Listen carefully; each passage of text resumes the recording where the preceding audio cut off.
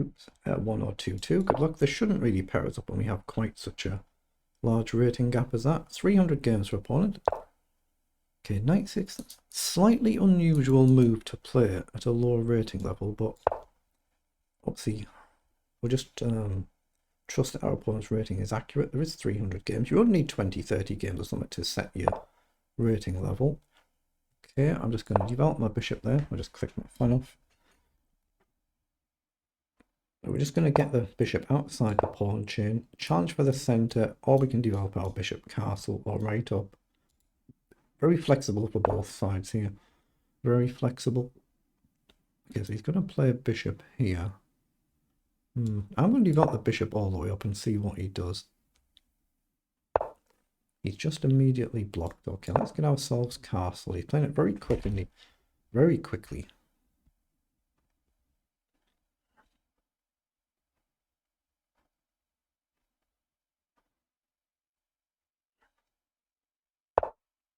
Okay, he's played knight forward.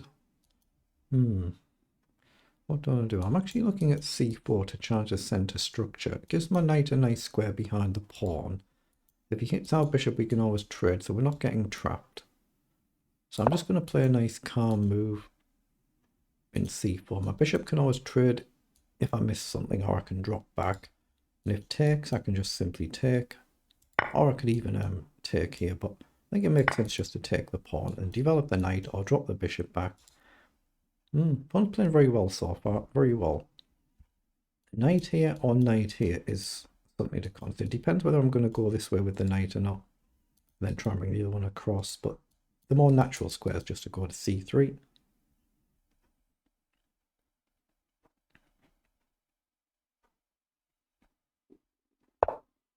Okay, he's played his bishop up logical.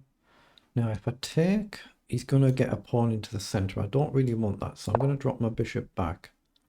If he takes, you want to take this way and just take in towards the center.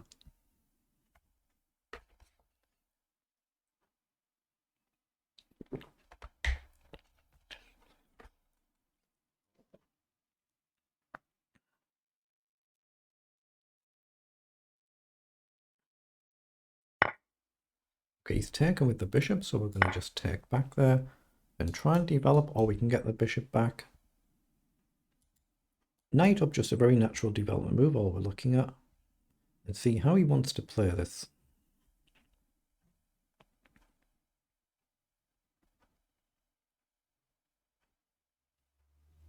Yeah, he's gone for castling, very logical.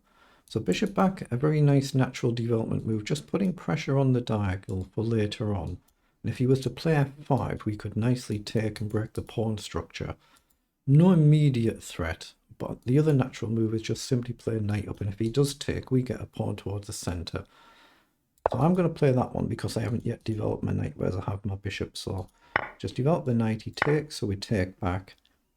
So now I'm looking at whether I can push on and try and gain a little bit more center space, or just drop the bishop back and target the king, but there's no immediate actual threat there, so gaining a little bit of space could be good. Developing a rook could be good. Just charge his structure there. Now that move might give me a chance to do this idea, just to push on attacking the queen, and if he goes here, maybe we can just push on this way and attack the knight. Nothing concrete, so I could develop the rook first as well and see how he guards this. If he pushes, not sure. He's offered a draw. No, I don't want to draw. I would lose shed loads of points if I got to draw this game, which could happen, of course, through natural play, but just do your best. Just try and find the right moves that you can. You never know.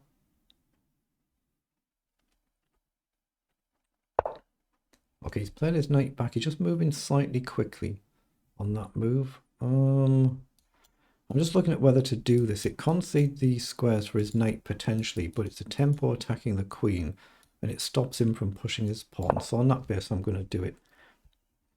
If he goes on a light square, I can develop my bishop with tempo attacking the queen as well. Again, it might allow his knight in to be a nuisance. He's gone on the dark square. Okay, I like the idea just rook over or maybe queen over. Then I protect the pawn. So there's nothing concrete, nothing imminent here. Knight in is slightly problematic, but I guess I could push the pawn, couldn't I? Yeah, let's do it. Let's just drop the bishop back. Because in, I can push the pawn or I can develop the queen. Otherwise, I can maybe just centralize the bishop. If he launches one, I think I can take.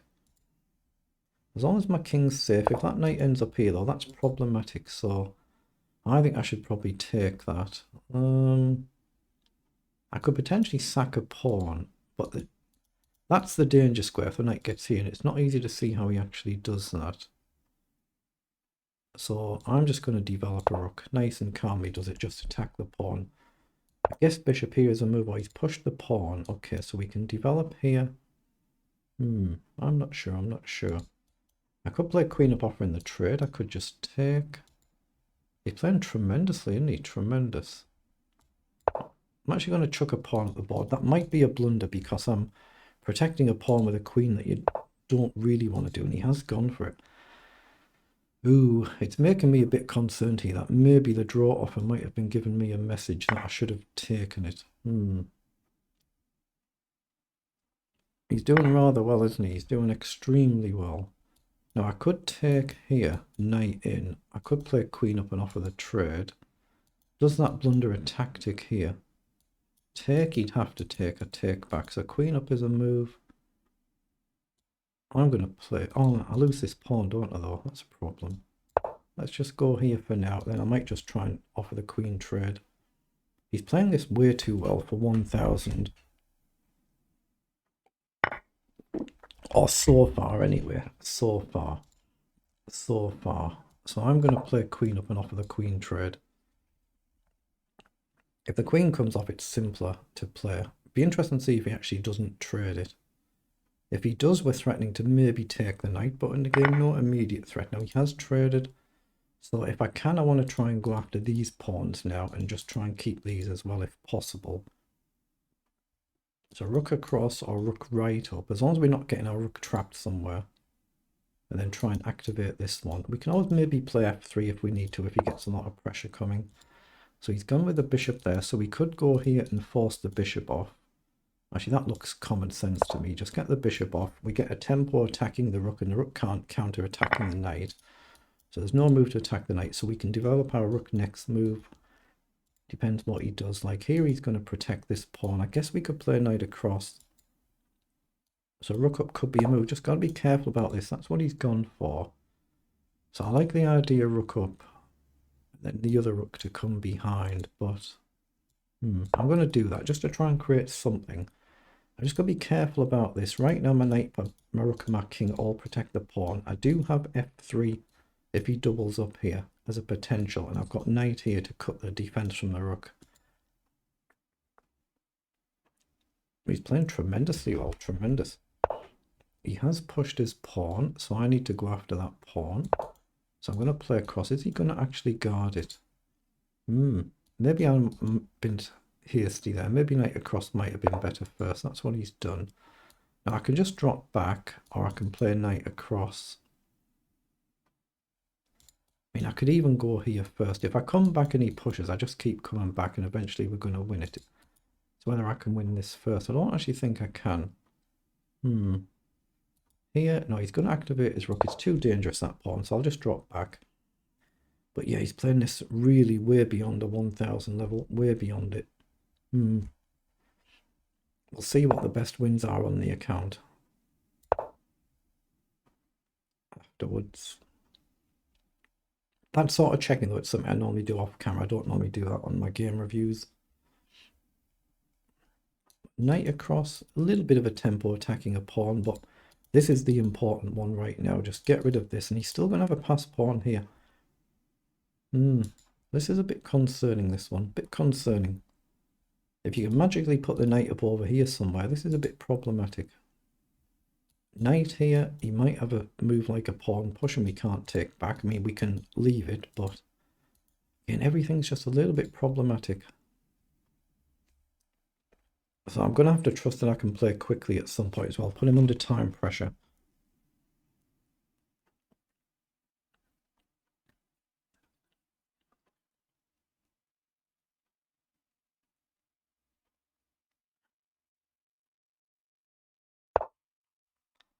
Played rook across to the other side. Now I don't see what he's trying to do with that. He's abandoned this pawn. I don't see what he's trying to do, but unfortunately for him, it allows me to take here. And if he pushes on to double guard, then I've got this knight move. But this knight has got nowhere to jump forward to. So it's got to be right to go with this rook and put pressure on this one as well. The first move where I think he's really gone a little bit wrong. And it's still only level, isn't it? 5 pawns each, but we're putting pressure on this one now. We've got 5. He's got 5. So he's found that move. He's finding all the good moves. Just gone slightly wrong. I can play knight across as a blockader. I'd be impressed if he could find this move. That's a bit of a move, but obviously right now I don't have to take. And here, if I take, he then does a move like this. I'm still in time to move my rook. I don't have to stay in the pin. So I'll take the pawn. So we're now a pawn up.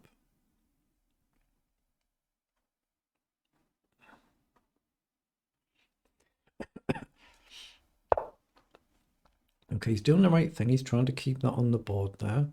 So what do I do? Rook up there is very natural. See if he defends here, but it breaks this pin. We don't want to be in this pin unless the king gets on a square where we can move with a check and win the rook. Right now I don't see it, and I don't want to play for tricks like that. I'm trusting that my opponent is legit and the rating is legit. I don't want to just play for cheap tricks. I just want to play good principled chess. So I'm just putting pressure on the pawn, see if he defends it. Obviously, the lower his time goes, the more he might be more prone to making a little bit mistakes at his level, just like we all do at whatever level we play at. I'm looking at f3 as well to give my king that emergency square for later on. There is a potential to get a back rank mate, even with a pawn structure like this, if, say, the knight could go here and cut your escape. So I'm looking at f3, give my king the option to activate. But he has got a move there. He's defended it from this side. So again, is that a way for me to do something here? Takes, he just takes back. That's nothing. Knight here puts immediate pressure on. And that probably wins the pawn. He doesn't have rook across. So knight here, it threatens to just simply win the pawn, doesn't it? He can't drop back. He can't move the pawn. So knight here is a good move. Now rook here to attack this pawn. He can defend that one. So I think knight across just looks like a nice move to me. So I'm going to play there and try and win this pawn as well. And we're already 1 pawn up now. We've got 5 against 4. So win another one, 5 against 3. As long as we don't collapse our position or blunder, it should be winning. With correct play. Always with correct play, of course. But especially if I can get this and protect them with the king.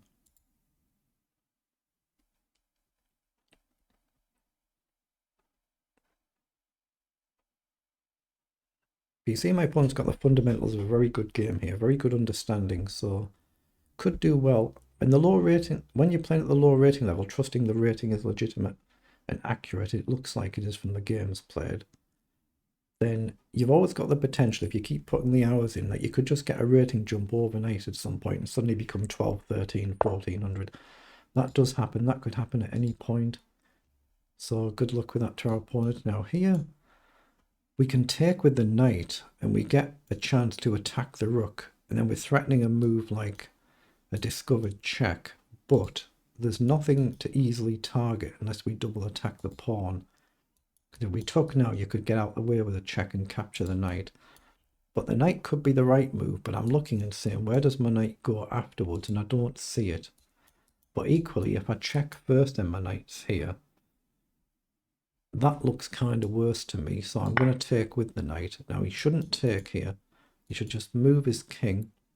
Not sure where. Like here we do have a check, and then this one falls. It's a little bit awkward. Maybe he has to drop back. But yeah, if that knight was here now, then there'd be a real serious back rank mate threat. Even if I pushed the pawn, I couldn't escape, and then you can easily blunder something like that. That's how you learn chess, by blundering and then learning from your mistakes. So pawn here, maybe pawn here could be good. Took the king away. So he's played forward, so he's on a light square. We jump to a light square, so we can only attack something on a dark square.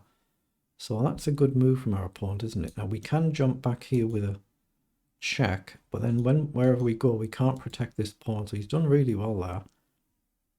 Can I go here to go here? I can check here and go here, but I still lose this one. Oh, he's offered a draw again. No, we don't want to draw. Knight check, knight here. This is going to fall. I don't think I can protect that.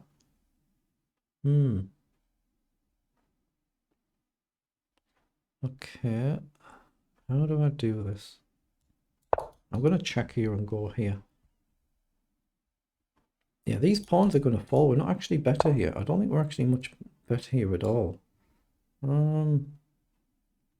Yeah, this is a bit concerning. Let's come here. He's playing this just way beyond what he should do for a 1000 level player. He can just win the pawn now. Okay. I'm just going to push a pawn here and try and give my king a path out. He just played this crazy well for 1000 level. I mean, I'm looking at these moves as well to put pressure on the pawn. This one fall could be just a theoretical draw. Could be, although that might allow rook up here now. I guess he can block there.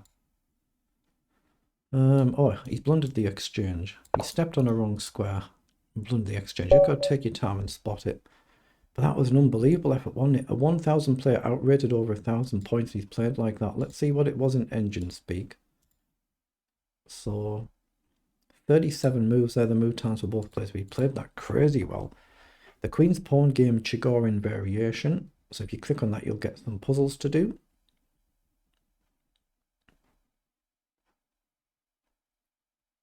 But yeah, at this rating level, it doesn't matter who it is. If you just put the hours in, you keep putting the hours in, you've always got the potential of a rating jump at any given moment and just go up a few hundred points just like that. Yeah, really good, wasn't it? 91 we've played and 86 for our opponent. It's not like we played a bad game. We played a good game. Our opponent just played tremendously and it's just completely level. 27 moves in. I knew he was playing seriously well.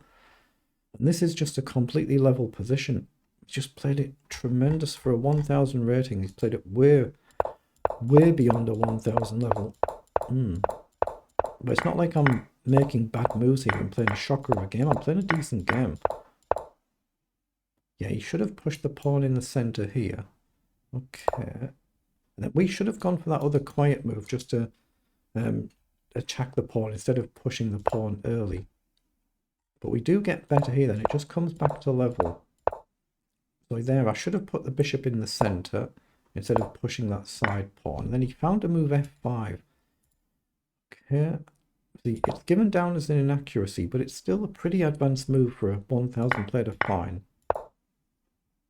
So I just chucked the pawn there. He took it with 2.5, and then it just suddenly comes back to it again. Engine prefers to put the bishop in the center instead of offering the queen trade, and that immediately just brings it back when we trade these pieces off. But rook b7 was good. Rook across was good. Coming back was good. So yeah, I've done the right thing going for pawn. Then he's blundered with rook h5 when it's just completely level. So what should he have done here? Just push the pawn and we just come back after the pawn. Remember, we're a pawn down this position, aren't we? So we're just trying to get back to level material. With that move, though, we're suddenly better, and then we've managed to gain an advantage here. But very difficult, very tricky. And then in the end, there's finally a mistake that gives us a good material advantage. So finally there, but tremendous effort there. Well done.